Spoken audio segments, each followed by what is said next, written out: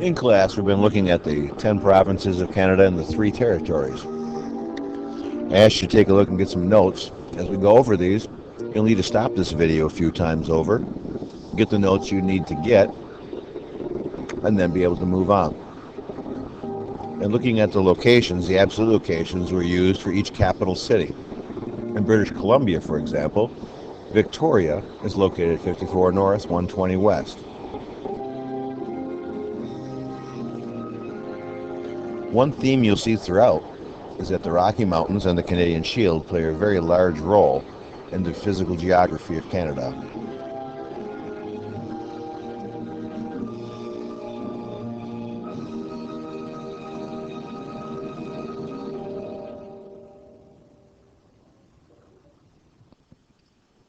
In Alberta, the winters get very cold due to the Great Plains. Just beyond the Rocky Mountains, the land flattens out.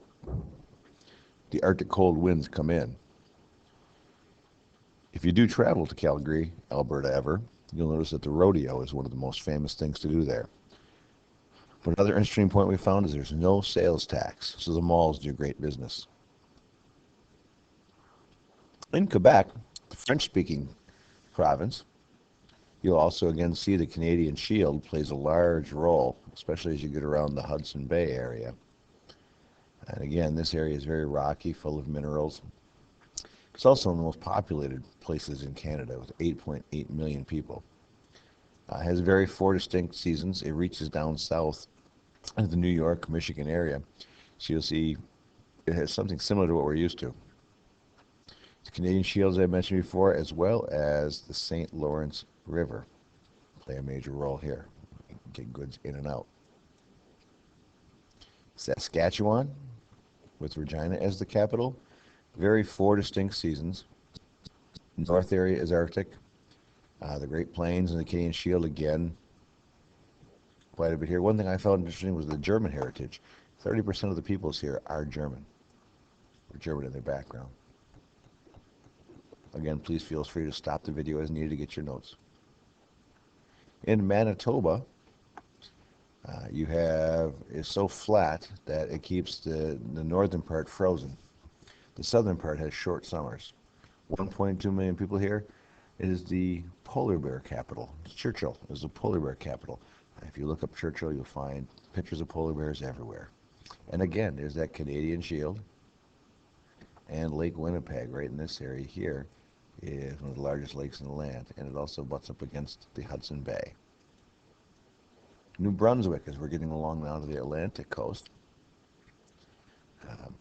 because it's a more southern province and it's on water, it means you'll have cooler summers. Summers reach only 72 to 75. Population is about 750,000. And because we're along the Atlantic Ocean area, you do have the Appalachian Mountains that reach up in the Bay of Fundy there, but whale watching is a huge activity if you go to New Brunswick. Newfoundland Labrador, they're very proud. In fact, as you research, so one of the things they're most proud of is the fact that their weather patterns are so unpredictable. It can be warm and sunny 1 minute, and 10 minutes later, now it's cold and rainy. Goose Bay, Gander Bay, some large cities there. You have the Strait of Bell, the Belle Isle, which cuts off Newfoundland and Labrador. But again, look, there's the Canadian Shield reaching into the area. Canadian Shield, formed by glaciers bringing and moving all the rocks and frozen land. That's why it spreads throughout. You'll notice the location of Canada in general by the Arctic region. Nova Scotia, this is the warmest province. The coast has very little snow.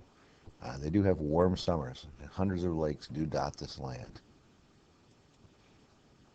Ontario, much like us, as you can see, Ontario, again the Canadian Shield, it stretches down just above Minnesota. If we were to get in the car and take a drive, go through Wisconsin, up into Minnesota, we would find ourselves in Ontario. People think this is one of the more American provinces. You have on one side over you get by New York, you have the Niagara Falls region. If you've been there, it's fun to see. Cold winters, the southern lands tend to be mild, but you get up north in this area, it gets to be negative 40 degrees. Prince Edward Island, again, a very mild climate. It's surrounded by water, so it doesn't get too much. It's a lower land. It's covered with red soil, especially along the beaches. One of the things that stand out. The Yukon Territory, now we go back to the territories. The Yukon Territory, we know it butts up against Alaska. It's a subarctic climate, very cold. In the summertime, though, it can reach 77 degrees because they get continuous sunlight, just the way the Earth is tilted and curved. In the winter, it gets between 39 degrees and 50 below. Population is only 34,000, so if you're looking to spread out, this might be a place where if you don't mind the cold. The Northwest Territories, harsh, cold, and very dry. They only get 10 inches of precipitation the whole year, 10 inches of rain, snow the whole year. 41,000 people live there, and again, there's that Canadian Shield thriving through the area.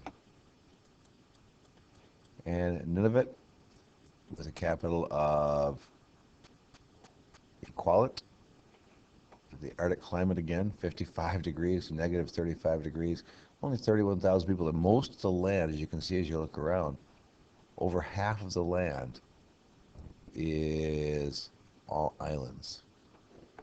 Again, not very many people there. It is a Native American tribe that controls this area. But real quickly then, those are the notes you'll need to have on those red sheets so I can mark them off. Please make sure you get those filled out. I'll be marking those off on Tuesday. Have a great rest of your day. We're getting ready for the project now.